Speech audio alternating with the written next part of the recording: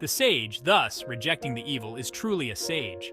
Since he comprehends both present and future worlds, he is called a sage.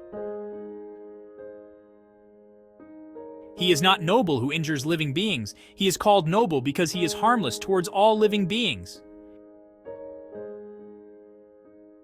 Not by rules and observances, not even by much learning, nor by gain of absorption, nor by a life of seclusion, nor by thinking, I enjoy the bliss of renunciation, which is not experienced by the worldling. Should you, O monks, rest content until the utter destruction of cankers, arahatship, is reached. Of all the paths, the Eightfold Path is the best. Of all the truths, the Four Noble Truths are the best. Of all things, passionlessness is the best. Of men, the Seeing One, the Buddha, is the best. This is the only path.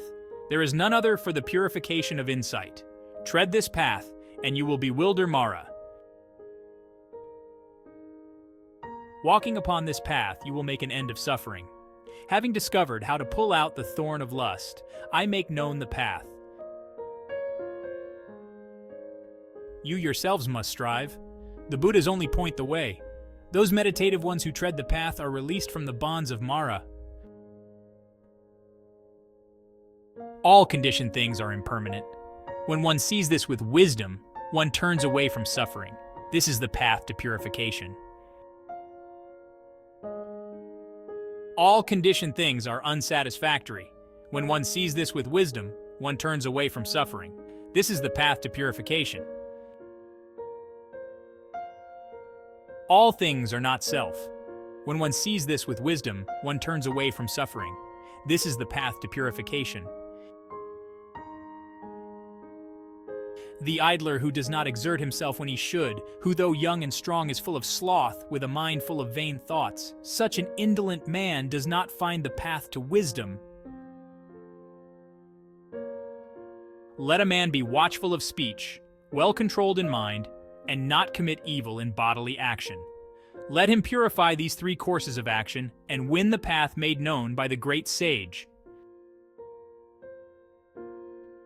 Wisdom springs from meditation. Without meditation, wisdom wanes. Having known these two paths of progress and decline, let a man so conduct himself that his wisdom may increase. Cut down the forest, lust, but not the tree. From the forest springs fear. Having cut down the forest and the underbrush, desire. Be passionless, O monks. The meaning of this injunction is, cut down the forest of lust, but do not mortify the body.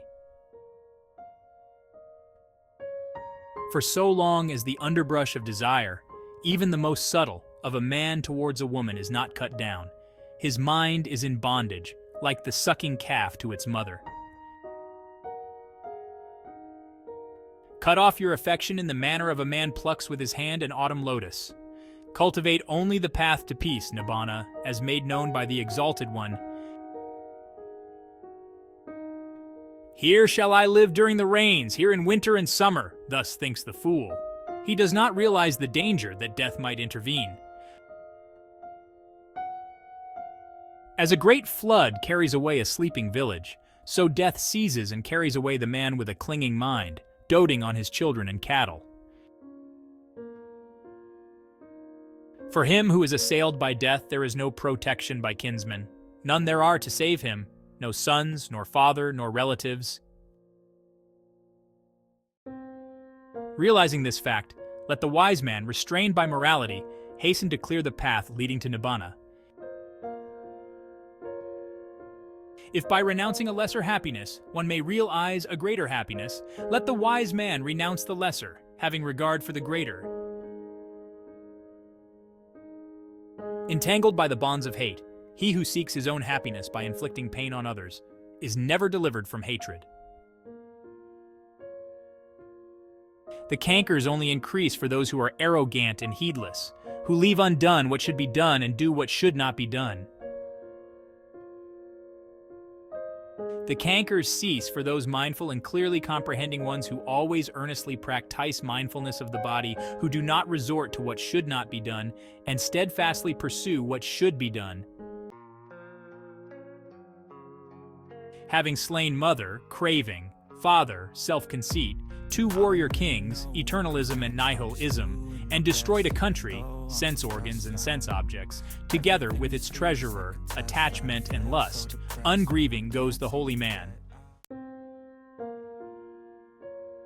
Having slain mother, father, two Brahmin kings, two extreme views, and a tiger as the fifth, the five mental hindrances, ungrieving goes the holy man. Thanks you everyone for watching video.